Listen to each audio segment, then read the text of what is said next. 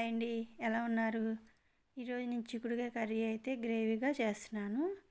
నేను ఎప్పుడు మనం పచ్చ చిక్కుళ్ళు చూసాం, ఈసారి నేను ఎర్ర చిక్కుళ్ళతో అయితే చేస్తున్నాను. ముందుగా చిక్కుడుకాయలన్నీ చిన్న చిన్న ముక్కలుగా కట్ చేసుకొని కుక్కర్లో వేసుకొని పసుపు ఉప్పు వేసుకొని ఒక హాఫ్ గ్లాస్ వాటర్ అయితే వేసుకొని 2 విజిల్స్ వచ్చే వరకు ఉడికించుకోవాలి.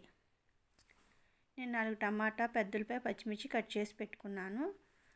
ఒక గిన్నె పెట్టేసుకొని ఆయిల్ వేసుకొని పోపు దినుసులు వేసుకొని కట్ చేసుకున్న టమాటాలు పెద్ద ఉల్లిపాయ పచ్చిమిర్చి అయితే వేసుకోవాలి.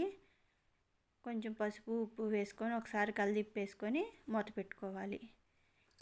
ఈ టమాటాలో వాటర్ పైకి వచ్చే వరకు మూత పెట్టేసుకోవాలి. ఈ లోపల గ్రేవీకి అయితే మసాలాలు రెడీ చేసుకోవాలి. నేను గ్రేవీకి ఎండు కొబ్బరి, చెక్క, లవంగాలు, ధనియాలు, అల్లం వెల్లుల్లి పేస్ట్ అయితే మిక్సీ పట్టేసుకున్నాను.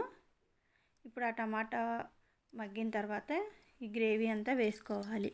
వేసుకున్న తర్వాత కారం వేసుకొని ఒకసారి మొత్తం కలిదిప్పుకోవాలి. కలిదిప్పుకున్నాక ఉడకబెట్టుకున్న చిక్కుడుకాయలు అయితే వేసుకోవాలి.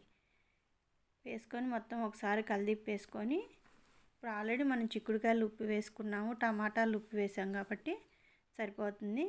మూత పెట్టేసుకొని మనం వాటర్ అయితే వేసే పని లేదండి. ఈ టమాటాల వాటర్ అయితే సరిపోతాయి, ఆల్రెడీ చిక్కుడుకాయలు ఉడికినాయి కాబట్టి.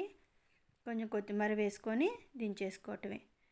చూడండి ఎంత గ్రేవీగా టేస్టీగా ఉంటుంది. ఈ వీడియో కనుక నచ్చినట్లయితే లైక్ చేసి షేర్ చేసి సబ్స్క్రైబ్ చేసుకోండి. Thank you friends.